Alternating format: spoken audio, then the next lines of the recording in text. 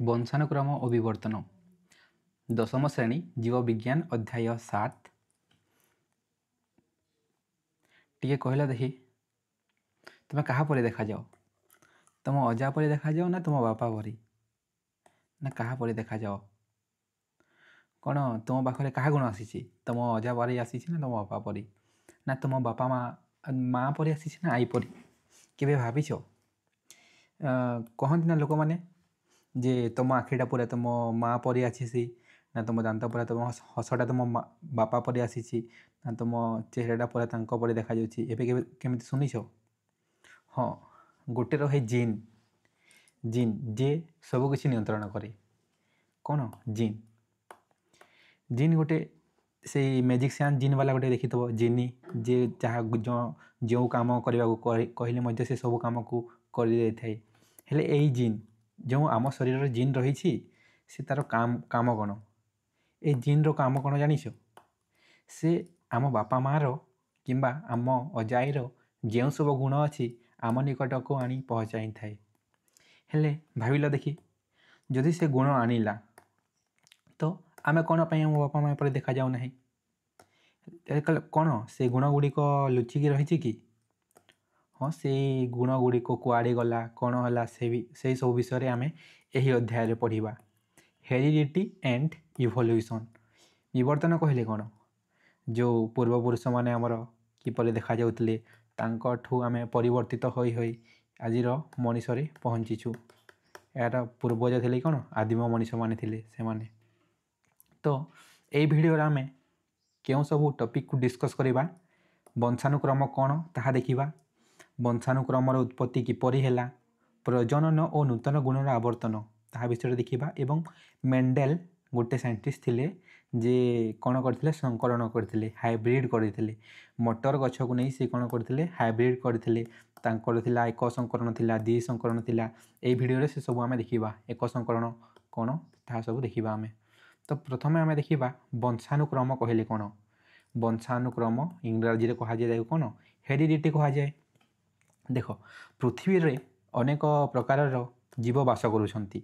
ଯେପରି ଗୋଟିଏ ଗଛକୁ ଦେଖ, ଏହା କ'ଣ? ପଦ୍ମଫୁଲ। ପଦ୍ମଫୁଲରୁ ଯେଉଁ ନୂତନ ପଦ୍ମଫୁଲ ହେବ ତାହା ବି କ'ଣ? ପିଙ୍କ କଲର୍ ଦେଖାଯାଉଛି। ପିଙ୍କ କଲର୍ ଦେଖାଯିବ। ଯେପରି କ'ଣ? ଆମର ଆଖି ବାପା ମା' ପରି ଦେଖାଯାଉଛି ନା ନାହିଁ? ଏଇ ଆମର ଆଖି ମଧ୍ୟ ବାପା ମା' ପରି ଦେଖାଯାଉଛି। ଆଉ ଗୋଟେ ଗଛକୁ ନେବା, ଦେଖ, ଗୋଟେ ବାଘ ହେଉ କିମ୍ବା ଗୋଟେ ବିରାଡ଼ି ହେଉ କିମ୍ବା ସିଂହ ହେଉ, ତାଙ୍କର ଯେଉଁ ନୂତନ ସନ୍ତାନ ହେଉଛି ସେ ମଧ୍ୟ ତାହା ପରି ଦେଖାଯାଏ। ସେଗୁଡ଼ିକ କ'ଣ ପାଇଁ ହୁଏ? ବଂଶାନୁକ୍ରମ ପାଇଁ। ବଂଶାନୁକ୍ରମ କହିଲେ କ'ଣ? ମାତା ପିତାଙ୍କର ଗୁଣ ପରବର୍ତ୍ତୀ ପିଢ଼ିରେ ପ୍ରକାଶିତ ହେବାକୁ ବଂଶାନୁକ୍ରମ କୁହାଯାଏ। ଅର୍ଥାତ୍ ମାତା ପିତାର ଯେଉଁ ସବୁ ଗୁଣ ଅଛି ତାହା ପରବର୍ତ୍ତୀ ପିଢ଼ିରେ ପ୍ରକାଶିତ ହେବାକୁ ବଂଶାନୁକ୍ରମ କୁହାଯାଏ। ତେବେ ଏଠାରେ ପୁଣି ଗୋଟେ କୋଶ୍ଚିନ୍ ଆସିବ ଯେ ମାତା ପିତାର ତ ଗୁଣ ସବୁ ଆମ ପାଖକୁ ଆସୁଛି, ହେଲେ କ'ଣ ପାଇଁ ଆମେ ଆମ ମାତା ପିତାଙ୍କ ପରି 100% ଦେଖାଯାଉ ନାହିଁ? ତାହା ଏହି ଭିଡ଼ିଓରେ ଆମେ ଜାଣିବା ଯେ କ'ଣ ପାଇଁ ସେସବୁ ଆମେ ଦେଖାଯାଉ ନାହିଁ। ଅନ୍ୟ ତା'ର ଡେଫିନେସନ୍ କ'ଣ ହେବ? କୌଣସି ଜୀବର ଦୃଶ୍ୟ ରୂପୀ ବା ଲକ୍ଷଣ ପ୍ରରୂପୀ ଗୁଣ ପିଢ଼ି ପରେ ପିଢ଼ି ପ୍ରକଟିତ ହେବାକୁ ବଂଶାନୁକ୍ରମ ବା ବଂଶଗତି କୁହାଯାଏ। ଚାଲ ଏବେ ଦେଖିବା କ'ଣ? ପ୍ରଜନନ ଓ ନୂତନ ଗୁଣର ଆବର୍ତ୍ତନ। ପ୍ରଜନନ କହିଲେ ସବେ ଜାଣିଛ, ପ୍ରଜନନ ଗୋଟେ ପ୍ରକ୍ରିୟା, ଯେଉଁ ପ୍ରକ୍ରିୟାରେ ଜୀବ ତାପରି ଅନ୍ୟ ଏକ ସଦସ୍ୟକୁ ସୃଷ୍ଟି କରେ ତାହାକୁ କୁହାଯାଏ କ'ଣ? ପ୍ରଜନନ କୁହାଯାଏ। ପ୍ରଜନନ କ'ଣ? ଗୋଟେ ଜାତିର ଅବିରତା କହିଲେ ଯେଉଁ ଜାତି ଅଛି ତାକୁ କଣ୍ଟିନ୍ୟୁ, ତ ପିଢ଼ି ପରେ ପିଢ଼ି ବଢ଼ି ଚାଲିବ କହିକିରି ଆମର କ'ଣ ହୁଏ? ପ୍ରଜନନ କୁହାଯାଏ। ଏବେ ଦେଖ, ପ୍ରଜନନ ସମୟରେ କ'ଣ ହୁଏ? ମାତା ଏବଂ ପିତା ଦୁଇ ଜଣ ଥାନ୍ତି ଏବଂ ତାଙ୍କ ଠାରୁ ଯେଉଁ ଯୁଗ୍ମକ ଜରିଆରେ କ'ଣ ଆସିଥାଏ? ଜିନ୍ ଆସିଥାଏ ଏବଂ ତାହା ସବୁ ସନ୍ତାନ ନିକଟକୁ ପହଞ୍ଚିଥାଏ। ଆଉ ଆମେ ଜାଣିଛେ ନା, ଆମ ଯେଉଁ ବାପା ଅଛନ୍ତି ତାଙ୍କ ପାଖରେ କ'ଣ ଥାଏ? XY ଥାଏ ଏବଂ ମାତାଙ୍କ ପାଖରେ କ'ଣ ଥାଏ? XX ଥାଏ ଏବଂ XX ଥାଏ ଏବଂ ଏମାନଙ୍କ ଠାରୁ ଯେଉଁ ସନ୍ତାନ ହେବ ତା'ର ଗୁଣ ସବୁ କ'ଣ? ଜିନୀୟ ପଦାର୍ଥ, ମାତା ପିତାର ଗୁଣ ସବୁ ଜିନୀୟ ପଦାର୍ଥ ଦ୍ୱାରା ନୂତନ ଶିଶୁ ନିକଟକୁ ପହଞ୍ଚିଥାଏ। ଯଦି ଏମିତି କ'ଣ? XX ହେଲେ ଝିଅ ହେବ ଆଉ XY ହେଲେ କ'ଣ ହେବ? ପୁଅ ହେବ। ହେଲା। ସନ୍ତାନମାନଙ୍କଠାରେ ମୌଳିକ ପୈତୃକ ଗୁଣ ସହିତ କେତେକ ନୂତନ ଗୁଣ ଦେଖାଯାଏ। କହିଲେ କ'ଣ? ଯେମିତି ଥିଲା କ'ଣ? ବାପାଙ୍କ ଠାରେ ଅଛି କ'ଣ? XY ଏବଂ ମାତାଙ୍କ ଠାରେ ଅଛି କ'ଣ? XX ଅଛି। ତ ଏଠୁ କ'ଣ ଆସିବ? ଏଠୁ ଆସିବ XY ଏବଂ ଏଠୁ ଆସିବ କ'ଣ? କେବଳ X ଆସିବ ଏବଂ ଯେଉଁ ନୂତନ ସନ୍ତାନ ସୃଷ୍ଟି ହେବ ସେଟା କିପରି ହେବ? ଗୋଟେ ହେଇପାରେ x କିମ୍ବା ଅନ୍ୟଟି କ'ଣ ହେଇପାରେ XY ହେଲେ ସେଟା ହେବ ମେଲ୍ ଆଉ XX ହେଲେ ସେଟା ହେବ କ'ଣ ଆମର ଫିମେଲ୍ ହେବ। ଦେଖ ଏଠି ଯେଉଁ ନୂତନ ସନ୍ତାନ ହେଲା ନୂତନ ସନ୍ତାନ ପାଖରେ କ'ଣ ଥିବ? ଏଇଟା ଯଦି ନୂତନ ସନ୍ତାନ ତା ପାଖରେ ତା ବାପା ମାଆର କିଛି ଗୁଣ ଥିବ, ତା ସହିତ କ'ଣ ଥିବ? କିଛି ନୂତନ ଗୁଣ ଥିବ। କ'ଣ? କିଛି ନୂତନ। ଏହି ନୂତନ ଗୁଣ ଯୋଗୁଁ ହିଁ ବିବିଧତା ଦେଖାଯାଏ। ଏବଂ ଯଦି ଏହି ନୂତନ ଗୁଣ ଯଦି ନ ହୁଅନ୍ତା ତେବେ କ'ଣ ହୁଅନ୍ତା? ସମସ୍ତେ ଏକା ଦେଖାଯାଆନ୍ତେ। କ'ଣ? ନେପାଳରେ ଦେଖିବ ମ୍ୟାକ୍ସିମମ୍ କ'ଣ ସମସ୍ତେ ସମାନ ଦେଖାଯାଆନ୍ତି ନା? ସେଠାରେ କ'ଣ ଆମର ବିବିଧତା କମ୍ ଥାଏ। ନୂତନ ଗୁଣ ଯୋଗୁଁ ହିଁ କ'ଣ ଦେଖାଯାଏ? ବିବିଧତା। ଯେପରି ଦେଖ ଏଠି କାହାର ହାତ ଗୋରା ଅଛି ତ କାହାର କଳା ଅଛି, କାହାର ସଅଁଲିଆ ଅଛି, ଏମିତି ଅଛି। କାହାର କେଶର ରଙ୍ଗ ଅଲଗା, କାହାର ଚର୍ମର ରଙ୍ଗ ଅଲଗା, କାହାର ଉଚ୍ଚତା, କିଏ ଡେଙ୍ଗା ଅଛି ତ କିଏ ଗେଡ଼ା ଅଛି। ଗେଡ଼ା କହିଲେ କ'ଣ? କିଏ ତାର ହାଇଟ୍ କମ୍ ଅଛି, ତାର କ'ଣ ଆମର ହାଇଟ୍ କମ୍ ଅଛି ହେଲା। ବେଲେ କ'ଣ ବୁଝିଲେ ଏଠି ଆମେ? ମାତା ପିତା ଯେଉଁ ନୂତନ ସନ୍ତାନ ହେବ ତା ପାଖରେ କିଛି ପୈତୃକ ଗୁଣ ଥାଏ ଏବଂ ତା ସହିତ କିଛି ନୂତନ ଗୁଣ ଥାଏ। ଏହି ନୂତନ ଗୁଣ ଯୋଗୁଁ ହିଁ କ'ଣ ଦେଖାଯାଏ? ଆମର ବିବିଧତା ଦେଖାଯାଏ ଏବଂ ପିଢ଼ି ପରେ ପିଢ଼ି ଏହା ଗୁଣ କ'ଣ ବିବିଧତା ବଢ଼ି ଚାଲିଥାଏ ଏବଂ ପିଢ଼ି ପରେ ପିଢ଼ି ସେଇଟା କ'ଣ ବଢ଼ି ଚାଲିଥାଏ। ଆମେ ଆମ ଅଜା ପରେ ଦେଖାଯାଏ କି? ତାପରେ ଆମେ ତ ଦେଖାଯାଏ ନା। ଏଇଟା ଆମର ଯେଉଁ ଗ୍ରାଣ୍ଡଫାଦର ଅଛି, ଗ୍ରାଣ୍ଡଫାଦର ପରେ ଯେଉଁ ଆମର ଗ୍ରାଣ୍ଡସନ୍ ସେ ସମାନ ଦେଖାଯିବ କି ନାହିଁ? ଏଇଟା କ'ଣ ପିଢ଼ି ପରେ ପିଢ଼ି ଆହୁରି ବିବିଧତା ବଢ଼ି ଚାଲିଥାଏ। ଏବେ ଦେଖିବା କ'ଣ ଏ ବଂଶାନୁକ୍ରମ। ଏଇ ଯେ ବଂଶାନୁକ୍ରମ ହେରିଡ଼ିଟି ସେଟା ଆସିଲା କେଉଁଠୁ? ବଂଶାନୁକ୍ରମର ପଦ୍ଧତି ଉତ୍ପତ୍ତି କିପରି ହେଲା? ଗୋଟେ ସାଇଣ୍ଟିଷ୍ଟ ଅଛନ୍ତି କିଏ? Gregor Johan Mendel. ଏ ଗ୍ରେଗର ଜୋହାନ୍ ମେଣ୍ଡେଲ କ'ଣ କରୁଥିଲେ? ଗୋଟେ ଗିର୍ଜାରେ କାମ କରୁଥିଲେ। କେଉଁଠି? ଗୋଟେ ଗିର୍ଜାରେ କାମ କରୁଥିଲେ ଏବଂ ଏଇ ଗିର୍ଜାରେ କ'ଣ ସେଠାରେ ଥିଲା ଗୋଟେ ମଟର ବଗିଚା ଏବଂ ସେଠାରେ କ'ଣ ଥିଲା? ଗୋଟେ ମଟର ବଗିଚା ଏବଂ ସେ ମଟର ବଗିଚାକୁ ସେ ଅନୁଧ୍ୟାନ କଲେ ଯେ ଦେଖିଲେ କ'ଣ କେଉଁ ଗଛର ରଙ୍ଗଟା ଫୁଲର ରଙ୍ଗ ଧଳା ହେଉଛି, କେଉଁ ଗଛର ହଳଦିଆ ହେଉଛି ଏବଂ ସେ ତା'ର ମଞ୍ଜିକୁ ମଧ୍ୟ ଦେଖିଲେ କେଉଁଟା ଗୋଲ ହେଉଛି, କେଉଁ ମଞ୍ଜିଟା ଏମିତି କୁଞ୍ଚିତ ହେଉଛି, ଏସବୁ ଦେଖିଲେ, ଅନୁଧ୍ୟାନ କଲେ। ଏବଂ ସେଥିପାଇଁ ଆମ ଯେଉଁ ଗ୍ରେଗର ଜୋହାନ୍ ମେଣ୍ଡେଲ ଅଛନ୍ତି ତାଙ୍କୁ କ'ଣ କୁହାଗଲା? ଅନୁବଂଶ ବିଜ୍ଞାନର ଜନକ। ଏଇଟା ଗୋଟେ MCQ ବନିପାରେ ଯେ ଆମ ଅନୁବଂଶ ବିଜ୍ଞାନର ଜନକ କାହାକୁ କୁହାଯାଏ? ଗ୍ରେଗର ଜୋହାନ୍ ମେଣ୍ଡେଲକୁ କୁହାଯାଏ ଅନୁବଂଶର ଜନକ।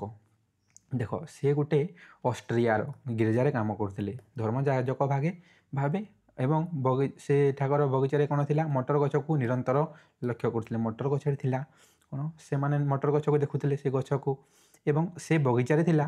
ଦେଖ କିଛି ଗଛ ଏମିତି ନୁହେଁ ଯେ ସବୁ ଗଛ ସମାନ ଥିବ। କିଛି ଗଛର ଉଚ୍ଚତା ଡେଙ୍ଗା ରହୁଛି, କିଛି ଗଛର ଗେଡ଼ା ରହୁଛି। ଡେଙ୍ଗା କହିଲେ କ'ଣ? ଟଲ୍। ଆଉ ରହିଲା କ'ଣ? ଗେଡ଼ା କହିଲେ ସେଟା ଡୁଆର୍ପ ରହୁଛି, ମାନେ ଛୋଟ ଛୋଟ ଗଛ ରହୁଛି ଏବଂ ତା'ର ଯେଉଁ ଫଳ ଅଛି ସେଟା ମଧ୍ୟ ତା'ର ଆକୃତି, ମଞ୍ଜିର ଆକୃତି କେମିତି ରଙ୍ଗ ଅଛି, ସେ ସବୁ ଜିନିଷକୁ ସେ କ'ଣ କଲେ?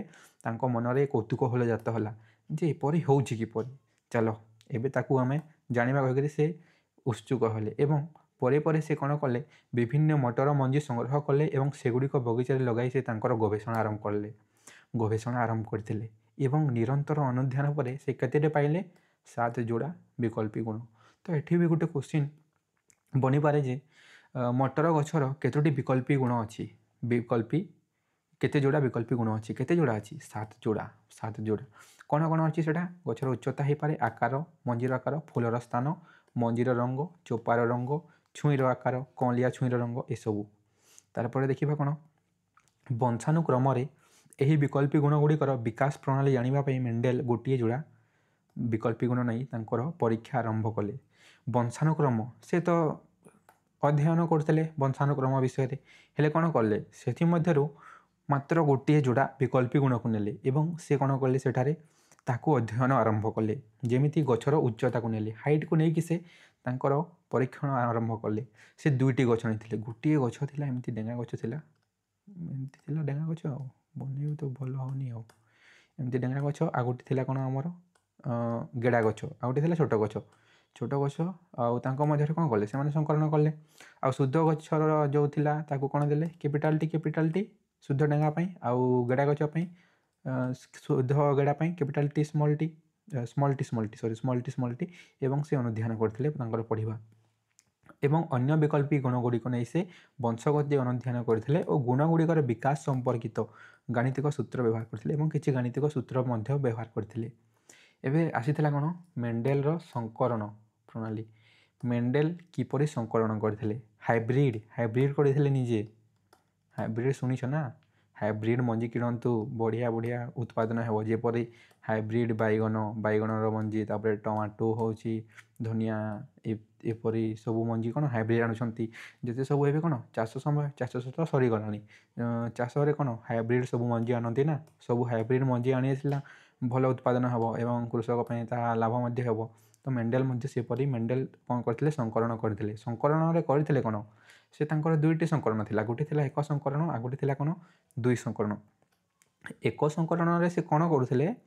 ଯେକୌଣସି ଗୋଟିଏ ବିକଳ୍ପୀ ଯୋଡ଼ାକୁ ନେଉଥିଲେ। କ'ଣ କରୁଥିଲେ? ଯେକୌଣସି ଗୋଟିଏ ବିକଳ୍ପୀ ଯୋଡ଼ା ନେଉଥିଲେ ଏବଂ ତାଙ୍କ ମଧ୍ୟରେ ସେ ସଂକରଣ ପରୀକ୍ଷା କରୁଥିଲେ। ଧରିନିଅ ସେ ଗୋଟେ ଗଛର ଉଚ୍ଚତାକୁ ନେଲେ। ଉଚ୍ଚତା କ'ଣ? ଡେଙ୍ଗା, ଗୋଟେ ଡେଙ୍ଗା ଆଉ ଗୋଟେ କ'ଣ ଗେଡ଼ା। ଗୋଟେ ହେଲା କ୍ୟାପିଟାଲ ଟି ଆଉ ଗୋଟେ କ'ଣ ସ୍ମଲ୍ ଟି। ତାଙ୍କ ମଧ୍ୟରେ କରିବେ କ'ଣ? ସଂକରଣ କରିବେ। ଯାହା ବାହାରିବ କ୍ୟାପିଟାଲ ଟି ସ୍ମଲ୍ ଟି। ଏହା ସବୁ ତାଙ୍କ ଏହିସବୁ ହେଉଥିଲା। ଏବଂ ତାପରେ ଏଇଟା ଜାଣିଲା ଆମେ କ'ଣ ଏକ ସଂକରଣ। ଏବେ ଦେଖିବା କ'ଣ ଦୁଇ ସଂକରଣ। ଦୁଇ ସଂକରଣରେ ସେ କ'ଣ କରୁଥିଲେ? ଯେକୌଣସି ଦୁଇଟି ବିକଳ୍ପୀ ଗୁଣକୁ ନେଇ ଯାଉଥିଲେ। ଯେପରି ଧରିନିଅ ଏଇ ଗଛର ମଟର ଗଛର ତା'ର ମଞ୍ଜି ଅଛି, କ'ଣ ଅଛି? ଗୋଲ ଅଛି ଏବଂ ହଳଦିଆ ଅଛି। Capital R and capital Y ନେଲେ ଏଇଟା ହେଲା କ'ଣ ପାଇଁ? ଆମର ରାଉଣ୍ଡ ଆଣ୍ଡ ୟେଲୋ ପାଇଁ। ଏବଂ ଅନ୍ୟ ଏକ ଗଛ ଯାହାର ମଞ୍ଜିଟି ହେଲା କ'ଣ ରାଉଣ୍ଡ ନାହିଁ, ସେଟା କିଛି କୁଞ୍ଚିତ ଅଛି ଏବଂ କେମିତି ଅଛି? ଗ୍ରୀନ୍ ଅଛି। ତ ତା ପାଇଁ ଏଇଟି ନେଉଥିଲେ ସ୍ମଲ୍ ଆର୍ ଏବଂ ତାଙ୍କ ମଧ୍ୟରେ ପରୀକ୍ଷଣ କରୁଥିଲେ। ଏହାକୁ କୁହାଯାଉଥିଲା କ'ଣ? ଦୁଇ ସଂକରଣ। କହିବାକୁ ଗଲେ ସଂକରଣ ପ୍ରଣାଳୀ ଦୁଇ ପ୍ରକାରର। ଗୋଟିଏ ହେଲା ଏକ ସଂକରଣ, ଆଉ ଗୋଟେ କ'ଣ ଦୁଇ ସଂକରଣ।